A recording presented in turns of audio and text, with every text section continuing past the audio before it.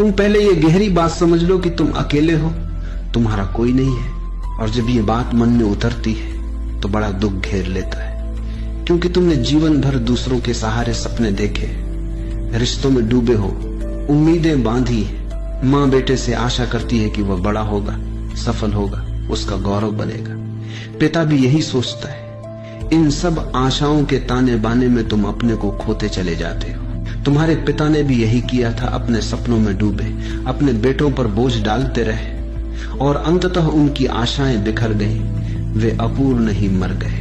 अब वही मूर्खता तुम दोहराते हो। तुम बेटे से उम्मीद लगाते हो और कल तुम्हारा बेटा भी यही करेगा।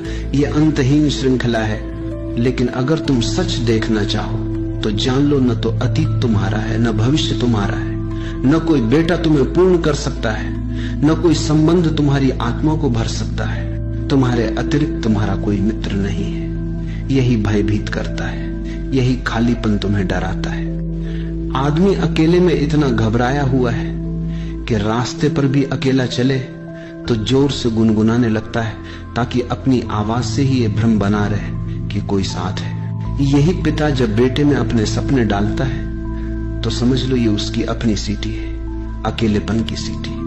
वो सोचता है बेटा भी वही सपने देखेगा, लेकिन यह भ्रम है।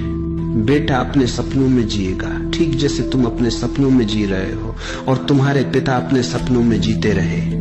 ये सपने कभी नहीं मिलते, इसलिए हर पिता दुखी मरता है। क्यों?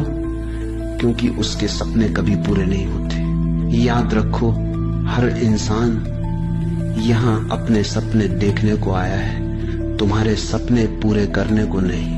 अगर तृप्ति चाहिए तो ये सीख लो, अपने सपनों की नाव किसी और से न बांधो, तभी भटकाव से बचोगे। यही संसार है दूसरों पर टिकी हुई उम्मीदों की नाव। और यही संन्यास है जब तुम जाग उठते हो और स्वीकार कर लेते हो, चाहे कितना ही पीड़ादायक लगे, कि तुम अकेले हो।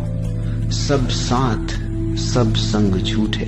अब इसका ये मतलब मत लेना कि हिमालय भाग जाना है, क्योंकि जो भाग रहा है वह अभी भी रिश्तों को सत्य मान रहा है। अगर झूठ को तुमने सचमुच झूठ देख लिया तो भागने की जरूरत ही नहीं। क्या कभी ऐसा हुआ है कि तुम सुबह जागो और कहो सपना झूठा था, अब इस घर से भागना है? नहीं, सपना झूठा हो गया, बात खत्म। पर जो पत्नी बच्चों से भाग रहा है वह अभी भ्रम में है।